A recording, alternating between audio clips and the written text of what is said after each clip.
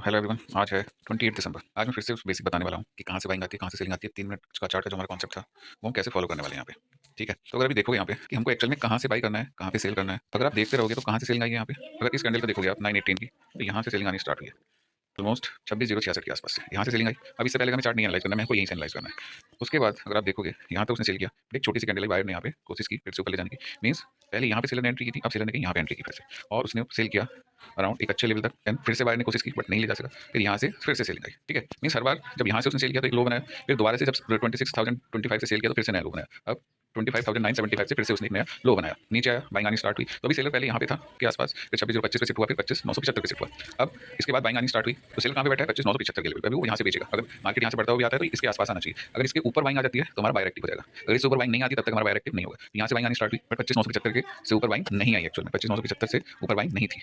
फिर इस लेवल से उसने फिर से बेचना स्टार्ट किया, क्योंकि ये लो लगाया था 25,975 से, जो सेलर आया था यहाँ तक का लो, बट इस सेलर ने फिर से क्या किया, सेल किया 25,952 के लेवल से, और एक नया लो बनाया यहाँ पे। इस लो को ब्रेक किया और नया लो बनाया यहाँ पे। एक नया लो बन चुका है यहाँ पे। अब तक इससे ऊपर मार्केट नहीं जाता है तब तक हम बाई नहीं करने वाले। यहाँ से बाइंग आनी स्टार्ट हुई बट नहीं गया, फिर नीचे आया, उसी लो को मेंटेन कर रहा है, उससे नीचे नहीं जा रहा है। तो यहाँ तक जाएगा, नीचे आया, फिर ऊपर गया, फिर इसको हम सेलर नहीं मानेंगे। इसको हम सेलर नहीं मानेंगे क्यों? क्योंकि इसने पुराने जो सेल किया था उसको ब्रेक नहीं किया, पुराने लो को ब्रेक नहीं किया। वो लो हमारा मेंटेन है अभी उसी लो पे, वो मेंटेन है, उससे नीचे उसने सेल नहीं किया है। तो जब तक इससे ऊपर बाइंग नहीं आती 25,952 से, हम बायर को एक्टिव नहीं मानेंगे, तब तक हम शॉर्ट करके चलेंगे। आगे देखेंगे बाकी क्या होता है। फिर यहाँ पे बाई किया करते करते मार्केट ऊपर गया, बाइंग आई, फिर यहाँ सेलिंग आई, फिर बाइंग आई, फिर सेलिंग आई, मार्केट यहाँ तक पहुंचा 25,965 तक। मीन्स यहाँ पे एंट्री बन चुकी है बायर की, यहाँ पे बाई हो चुका है।